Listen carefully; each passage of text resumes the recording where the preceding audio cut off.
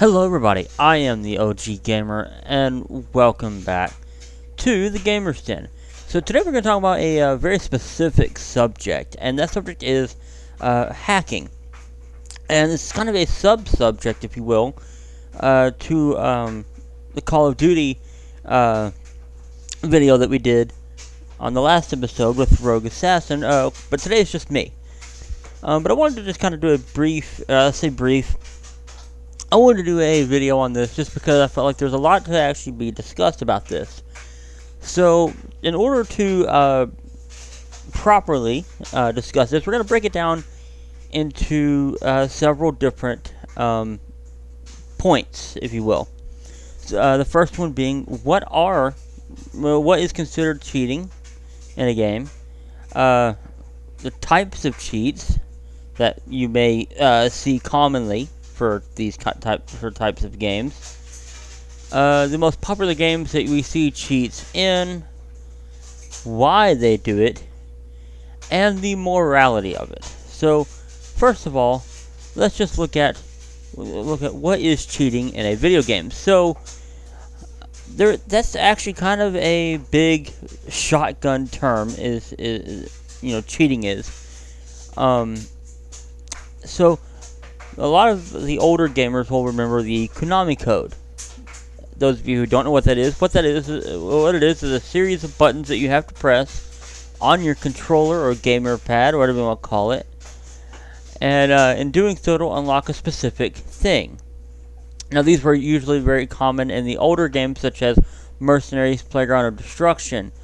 I believe there was also some in the older GTA games. I don't remember what other games they were in, but there were several games dating all the way back to, I think, like the NES era that had the Konami code in it. Now, these cheats are relatively harmless. I mean, most you're doing is ruining your own experience in the game, if you even want to call it that. I mean, everyone experiences the game in their own way, and so therefore, you can't really... It's subjective whether or not it's ruined or not.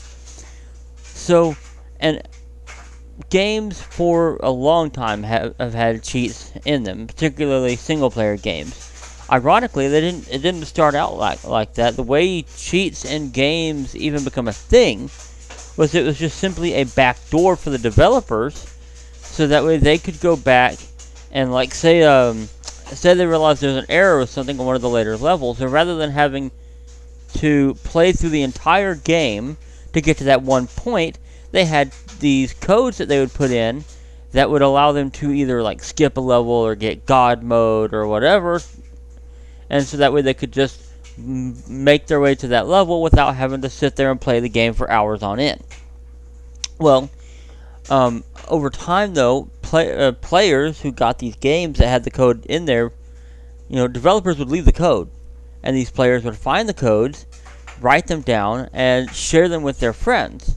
And this became an entire community after a while based on just sharing cheat codes. In fact, I actually still somewhere myself have a binder full of cheat codes that I either A, discovered on my own, or B, I pasted from a web page and printed to a actual physical piece of paper and put it in a binder. So, cheat codes have been a thing for a very long time. However, when we think of cheating, we don't think of that kind of cheating. We think of the cheating that you see most commonly in first-person shooters, like Call of Duty, Fortnite,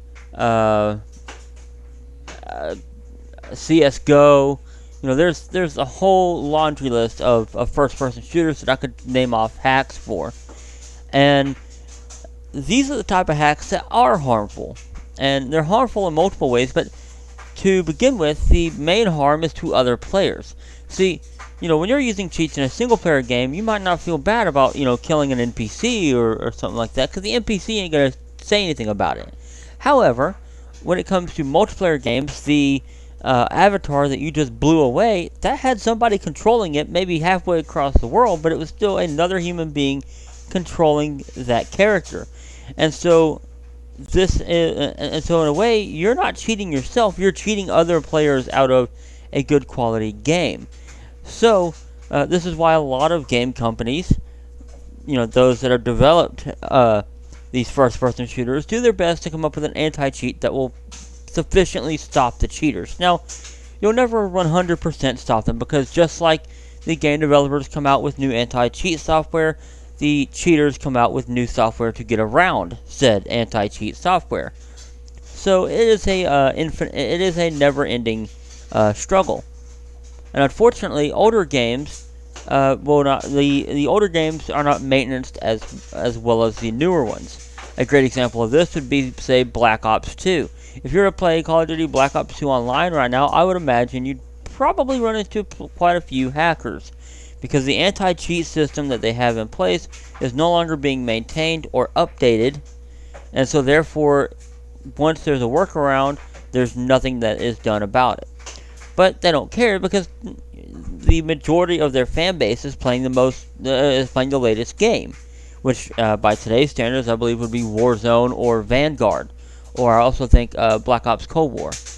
Though I understand they are coming out with a Modern Warfare 2, and I'm excited to see that.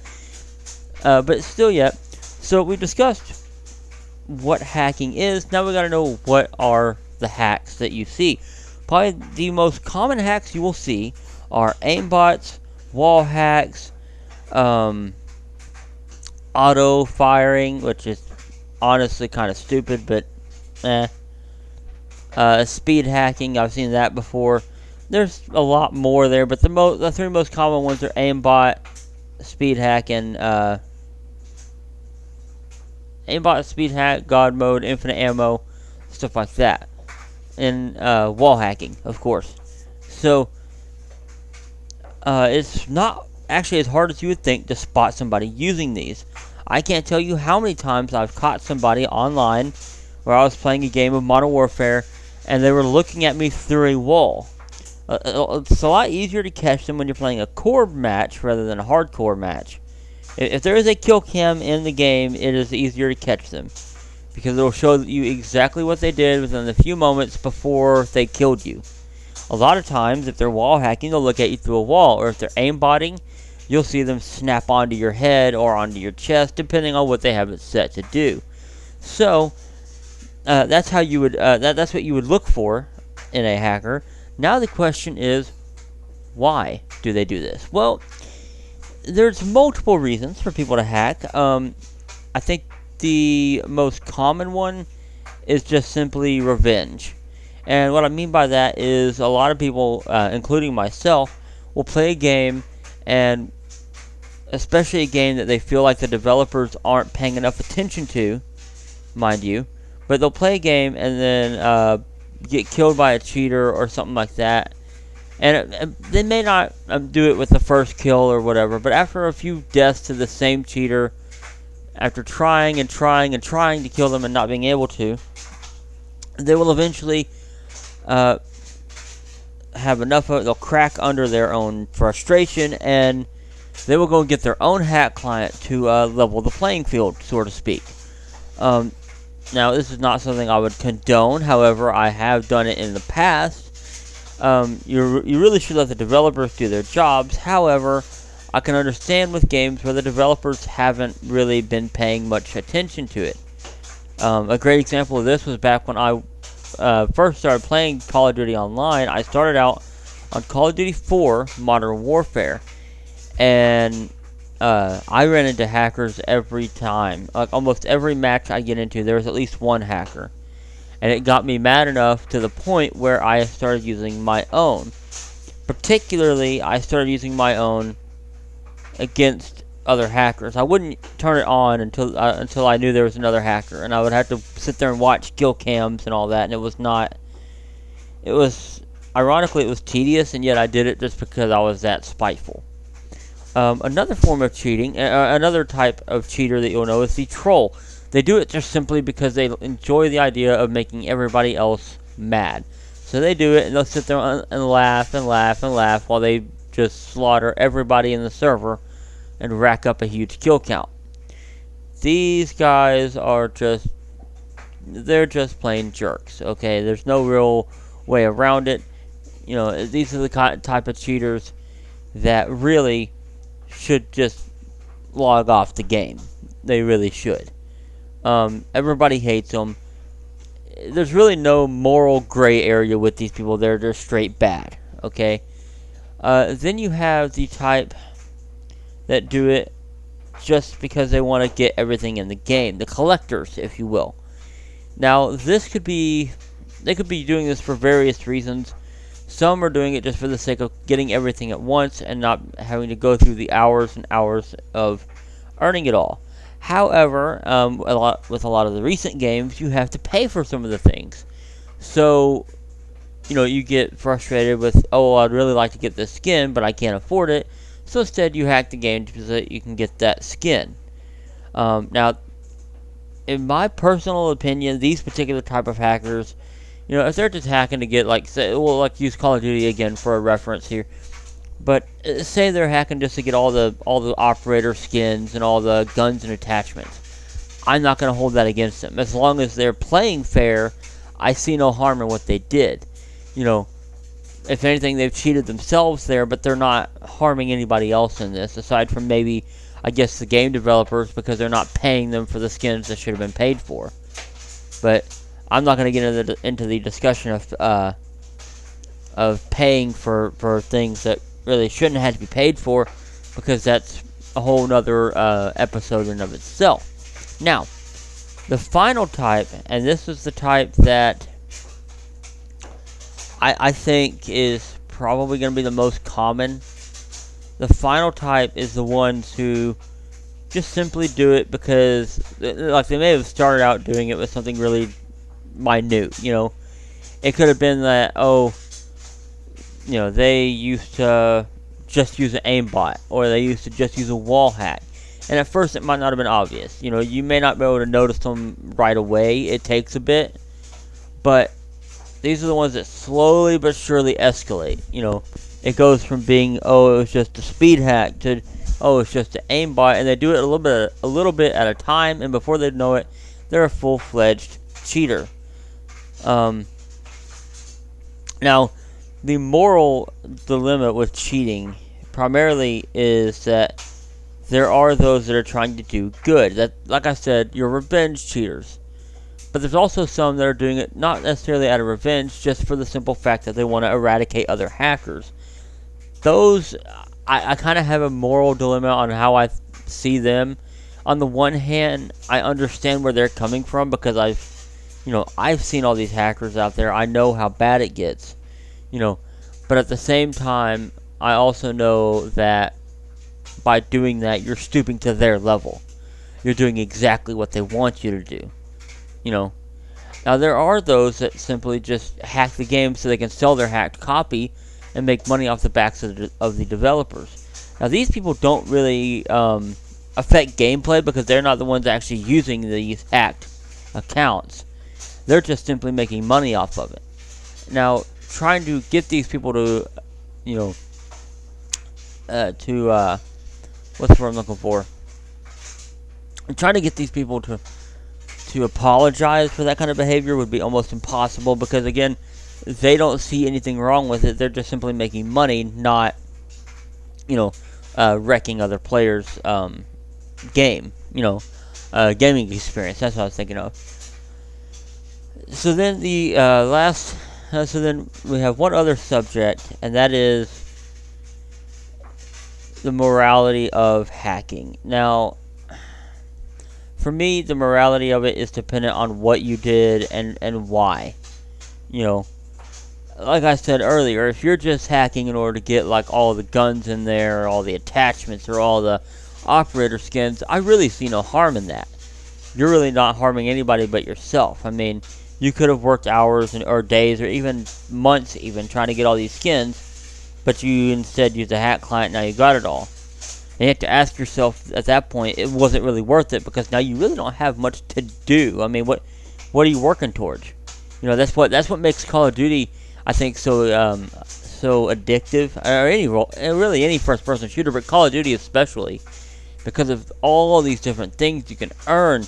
I mean, you have all these camos, all these attachments, these different guns, and you got challenges behind some of these guns, which aren't necessarily bad challenges. you know, and you're missing out on all the fun that would be. And I understand where it could be frustrating as well, especially when you feel like that the only way you're going to get anywhere in the game is by using hacks, which I can understand that. You know, when you run into a lobby full of what I call no-lifers, you know, people that sit there and they literally do nothing else but eat, sleep, and play this game, you know, so of course they're going to have a lot of skill at it. They're going to be really well practiced. And any casual player like myself, who works a full-time job and doesn't have time to sit there and get that good at it, stands no chance. So I see where someone in that position would get aggravated enough to actually go and get a hacked version of the game. But that is what it is. I've been playing Call of Duty for a very long time. I've seen hackers in all sorts of fashions, form, manner, whatever you want to call it. And it's frustrating to be at the receiving end of any of them. Though I will say, if you know what you're doing, you can embarrass the absolute crap out of them. And it is quite comical. When you're cheating and the whole idea is to get more kills, and you still wind up, breaking even on your KD. That's kill-death ratio, for anyone who doesn't know. That's sad, okay? If you have to hack just to be able to break even, my friend, uninstall the game because you have no skill. I'm just going to say that flat out. And that's another reason for people to hack. They just simply lack the skills to play the game, and so to make up for that, they get a hack client. And, it can be kind of frustrating to deal with those. I think the most frustrating type of hacker I've ever dealt with is the ones that just are unable to accept a loss. I remember, I guess it wasn't too long ago, I was playing a round of Team Deathmatch on Modern Warfare. And my team was just kicking butt. I mean, we were doing great. We were, I think, around 10 kills away from winning the match. And all of a sudden, out of nowhere, the enemy team just starts racking kills. Like, I'd turn the corner, dead. Turn the corner, dead.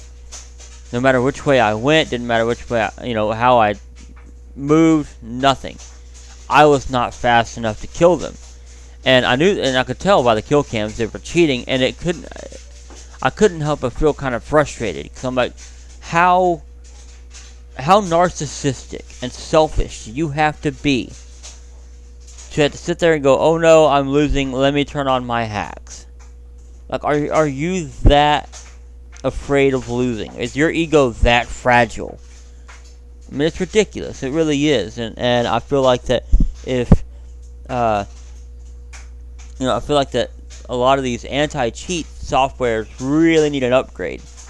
Now I realize you can't 100% stop every single hacker out there. You never will. As I said before, with every anti-cheat developed, there's a cheat developed to get around it. So, inevitably, you'll never be able to stop them entirely. But there are ways to solve this problem. A lot of times, in order for a cheater to actually be able to do it, be able to cheat confidently, there needs to be a risk and benefit factor. And what I mean by this is that the idea is the risk worth the reward or the benefit? So, say with Fortnite, right? Now, obviously, I know this isn't actually a thing, but bear with me with this hypothetical. Say you're playing Fortnite and you're hacking, right? Rather than getting caught and banned, perhaps it would be better to publicly humiliate them by making their guns shoot chickens or make rubber chicken noises when they shoot or something like that. Something that will make all the other players in that lobby know without a shadow of a doubt not only they're a cheater, but they're being ridiculed for it. Now what this does is it makes an example, because anyone else in that lobby that might have even thought about cheating is now going to think, if I cheat, that's going to happen to me. I shouldn't do this. And that's what's called the risk factor. Now, a lot of games will just simply ban you. And the problem with this is that there's really no risk factor involved in that. unless of course it's an internal IP ban. And again, that would involve banning that device. And the issue with that is that multiple people may use the same device. So you might wind up having to ban more than one person just because one person decided to use that device for the wrong thing. Now, whereas if you try to ban them with their external IP, which is the IP that connects to the servers and everything, well, then they can just simply change devices or change their IP or whatever and get right back on. You can't really stop them. If you do an account ban, they'll just make a new account, get right around it again. The problem is that you shouldn't be trying to ban them. You should be ridiculing them and making a example, making it known that if you cheat, this will happen to you. Don't do it. Then, and only then, do you ban them. Or rather than... Oh, actually, no, yeah, go ahead. Yeah. Then and only then do you ban them. And that's because now they've been humiliated. They're not going to want to try to get back on. At least not with that gamer tag anyways. But this will, like I said, it'll set an example.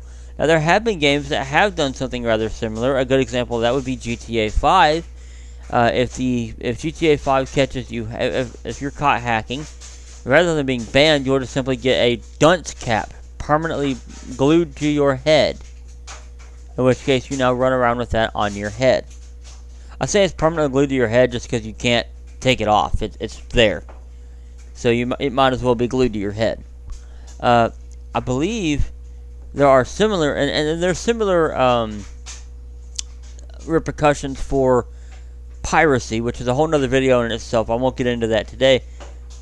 But if you were to have similar repercussions to piracy like you do with hacks, I feel like the hacking would go down exponentially.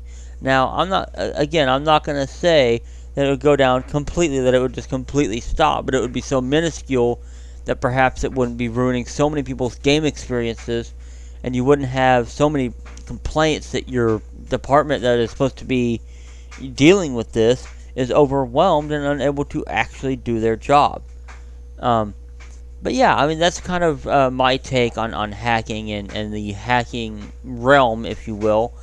Of course, with every new game, you'll always have those trying to find ways to break it. Also, on another note, hacking is not the only form of cheating. Now, another form of cheating is exploiting and boosting. Exploiting, now that's a whole nother, well, I'd say it's a whole nother animal. It is still cheating, but it's a little different than hacking. Rather than hacking the game, you're simply using mechanics that already exist inside the game in order to get an edge on your opponent. For example, I believe in Call of Duty 4 on, I believe it was called Crossfire, there was a spot where if you laid, you were kind of basically invisible, but you could still shoot enemies and you could still see them. And this, of course, would be an exploit because now you're invisible and nobody can see you, therefore they can't figure out where your shots are coming from. And exploits exist in almost every game. I mean, I've seen money exploits before. For example, on Fable Anniversary, which anyone who's watched my Fable Anniversary Let's Play will know this. But in Fable Anniversary, there's an exploit where if you buy up all of the things that a vendor is selling and sell it back to them, you will actually make money off of that by doing it repetitively. That is, of course, yet another exploit. Now, another form of cheating is boosting. Now, this is a little different, and there's kind of a moral gray area with this, because boosting would be, well, okay, say I get into a team deathmatch, right, and my brother-in-law, Rogue Assassin, gets in on that same match, but he's on the opposite team. Now, rather than actually playing the game properly, he's letting me get kills off of him to upgrade my guns. Now, that is called boosting, because now, rather than actually playing the game like you're supposed to, you're helping your buddy boost his score and everything else. And so this is, this could give you an advantage in some games. I don't know about Call of Duty, because all you're doing is unlocking things.